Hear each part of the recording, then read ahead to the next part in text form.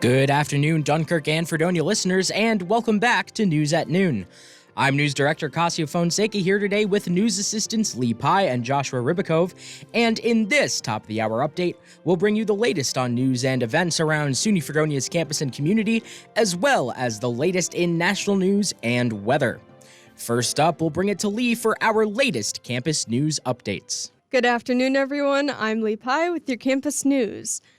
The Fredonia Chamber Choir was selected as one of the 4 semifinalists for the 2023 American Prize for Choral Performance, conducted by Dr. Vernon Huff, stated, quote, "This is an important recognition for all of our students, past, present, and future, so that the greater community can really know the high level at which we strive to work on a daily basis," end quote.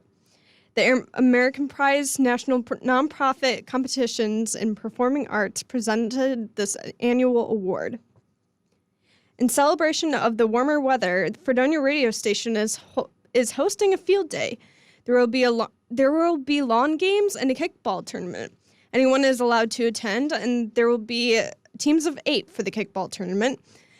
This day of fun will take place Saturday, April 15th from 2 p.m. to 6 p.m. in the University Stadium.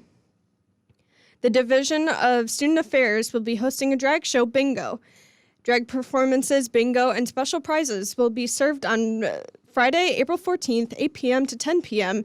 in the Williams Center Multipurpose Room. It's nice and short today. That's all from me.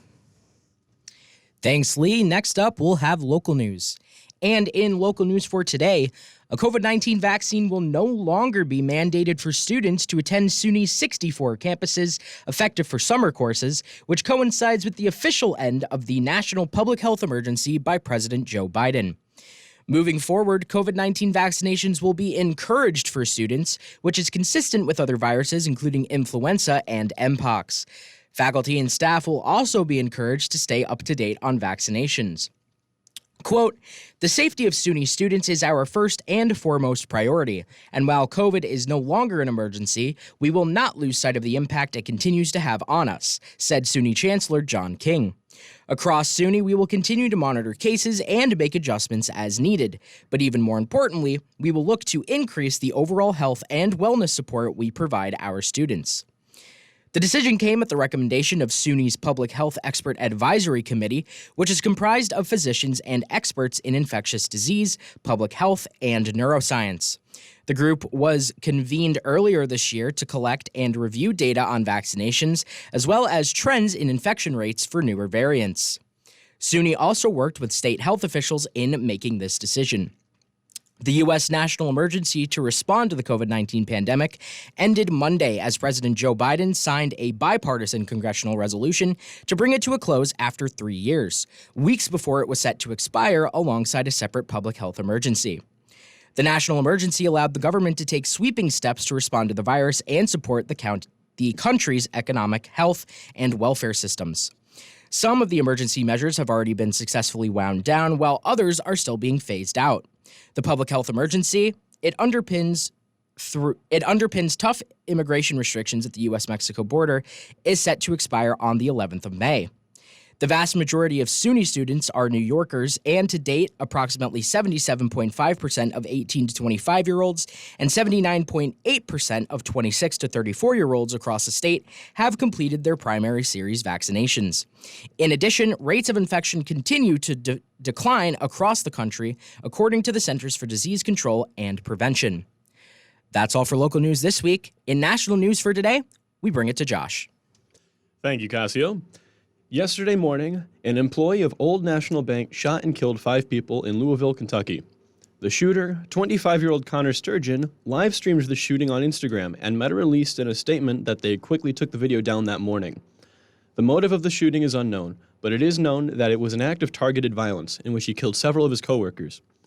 According to Police Chief Jacqueline Villarreal, quote, "We do know this was targeted. He knew these individuals, of course, because he worked there," end quote. The police chief claims that Sturgeon had bought the AR-15 style rifle used in the attack at a local dealership on April 4th. 9 people who were treated for injuries, including 2 police officers. One of the officers was rookie officer Nicholas Wilt, who had graduated from police academy not even 2 weeks ago and was shot in the head during the accident. the incident. Nicholas Will is still in critical but stable condition, according to Chief Medical Officer Dr. Jason Smith of the University of Louisville Hospital. There has been a leak of highly classified military documents regarding the Russia-Ukraine war. According to the online investigative group Bellingcat, it is believed that the leak may have started in early March on the messaging and social media platform Discord, before having spread to other sites such as Telegram and 4chan. However, some of the images from the leak, dated from January, could have been leaked even earlier. Many of the details cannot be verified and have not been traced to their original sources, but it is suspected that some of the images spread through the leak may have been doctored or outright fabricated. According to Chris Meager, the assistant to the Secretary of Defense for Public Affairs, Defense Secretary Lloyd Austin first became aware of the internet leaks on Thursday after a classified briefing. Lloyd has been running damage control these past several days, reaching out to allies as well as revealing who has access to this information and assessing which information has been lost. John Kirby, a spokesperson for the National Security Council, presented at the White House, quote, "We don't know who's behind this, we don't know what the motive is, and we don't know what else might be out there. We've got to let the Department of Defense run their process with the interagency and take a look at national security implications of it, and we've got to let the Justice Department be able to pursue their investigation completely unfettered and let the facts and the evidence take them where they may." End quote. Justin Jones has returned back to the House of Representatives yesterday as a Nashville Area Council voted unanimously to elect him as the interim representative. With a 36-0 vote, he is returning back to the State House after Thursday's expulsion that saw him and Justin Pearson out of the House. The two black Democrats had been voted out last week due to their participation in a gun control protest on the well of the House floor during a legislative session. Tomorrow, local officials of the Shelby County Board of Commissioners in Memphis will be voting to decide if Justin Pearson will also return to the House. Democrats hold a supermajority on the board, so it is quite likely the person will also be joining Jones back in the Tennessee State House. Because the representatives would be serving on an interim basis, their term could end whenever a special election is held to officially fill the position for the remainder of the 2-year term. However, Justin Jones and Justin Pearson will be able to run for that election and could win those chairs back on the House of Representatives. Thank you very much. This has been today's national and international news. Thanks, Josh. Finally, we'll take it back to Lee for today's weather forecast. The Northern Chautauqua Weather Update, being brought to you by Fredonia Radio Systems.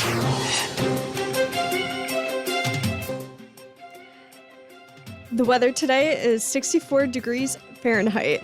The high is 68 degrees and the low is 50. It's a mostly sunny day, but the winds are up to 30 miles per hour. Tomorrow will be 70 degrees and a beautiful sunny day. The next few days will be rain-free, so grab some blankets and baskets for a nice outside picnic. That's all from me. Back to you, Cascio. Thank you, Lee and Josh. That'll wrap it up for this Wednesday's edition of News at Noon. Local news for this broadcast was prepared and read by Cascio Fonseca. National news was prepared and read by Joshua Ribakove, while campus news and weather were prepared and read by Lee Pye. Board operations for this broadcast were performed by Alex Erwin. Join us for more top-of-the-hour news updates on High Noon Friday. Until then, take care.